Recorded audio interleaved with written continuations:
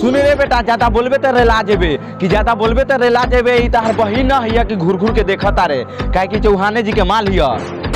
काहे से की हाई हम चौहान जी के लभर, जानी गबर ना तो होई जाई मर्डर। एक करे जा अली गली घुमत रू ध के मिस दिए सा, कि अली गली घुमत रू ध के मिस दिए सा। आई चौहान जी के टोला हा, ज्यादा बोलू न तो दांते काट लिए सा। कवना साबुन से नहालू, चौहान टोला करे का जालू, चौहान टोला करे का जालू। अइले है बच के तो कह दिए सा ढीला, कि अइले है बच के तो कह दिए सा ढीला। आ ये बबनी असली मजा चाही न तो आज ये चौहान जी के टोला। अरे